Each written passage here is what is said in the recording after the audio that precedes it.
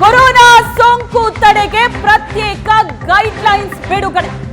Corona ಸೋಂಕು ತಡೆಗೆ ಪ್ರತ್ಯೇಕ ಗೈಡ್ಲೈನ್ಸ್ ಬಿಡುಗಡೆ. ಆರೋಗ್ಯ ಸಚಿವ ದಿನೇಶ್ ಗುಂಡೂರಾವ್ ಹೇಳಿಕೆ ನೀಡಿದ್ದಾರೆ. ಕೊರೋನಾ ನಿಯಂತ್ರಣಕ್ಕೆ ತಜ್ಞರು ಒಂದಷ್ಟು ಸಲಹೆ ಕೊಟ್ಟಿದ್ದಾರೆ. ಮುನ್ನೆಚ್ಚರಿಕಾ ಕ್ರಮವಾಗಿ ಅಗತ್ಯ ಕ್ರಮಗಳನ್ನ ಜಾರಿಗೆ ತರುವುದಕ್ಕೆ ಸರ್ಕಾರ ಮುಂದಾಗಿದೆ. ಕೇರಳದಲ್ಲಿ ಕೊರೋನಾ ರೂಪಾಂತರಿ ತಳಿ ಸಾಕಷ್ಟು ಆರ್ಭಟಿಸ್ತಾ ಇದೆ. ಹಾಗಾಗಿ ಕರ್ನಾಟಕದಲ್ಲೂ ಕೂಡ ಬಹಳಷ್ಟು ಎಚ್ಚರಿಕೆಯನ್ನ ತೆಗೆದುಕೊಳ್ಳಲಾಗ್ತಾ ಇದೆ.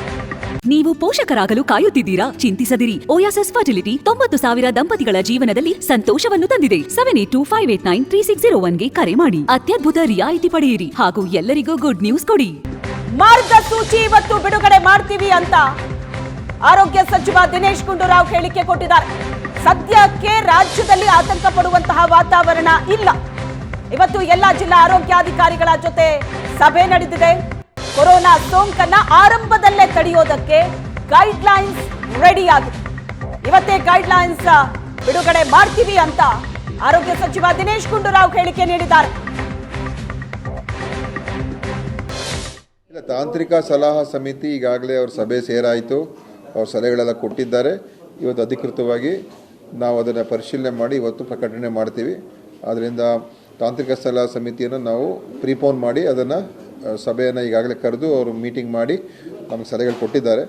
ಸೊ ಅವರ ಏನು ಅಡ್ವೈಸ್ ಇದೆ ಅದರ ಪ್ರಕಾರ ಈಗ ಇಶ್ಯೂ ಮಾಡ್ತೀವಿ.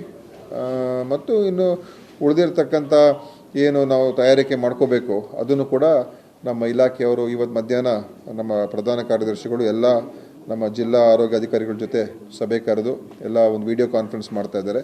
ಹಿಂದೆ ಏನು 2 ದಿವಸ ಹಿಂದೆ 3 ದಿವಸ ಹಿಂದೆ ಹೇಳಿದ್ದು ಮತ್ತು ಇವತ್ತು ಮತ್ತೊಮ್ಮೆ ಅವರಿಗೆ ಒಂದು ಬೇರೆ ಬೇರೆ ರೀತಿಯಲ್ಲಿ ಎಚ್ಚರಿಕೆ ಕೊಡುವಂಥದ್ದು ಮತ್ತು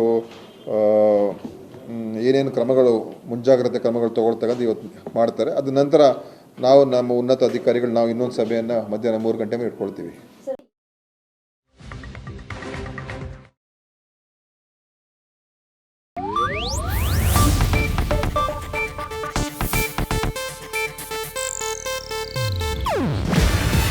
ಇದು ಏಷ್ಯಾನೆಟ್ ನ್ಯೂಸ್ ನೆಟ್ವರ್ಕ್ ಪ್ರಸ್ತುತಿ.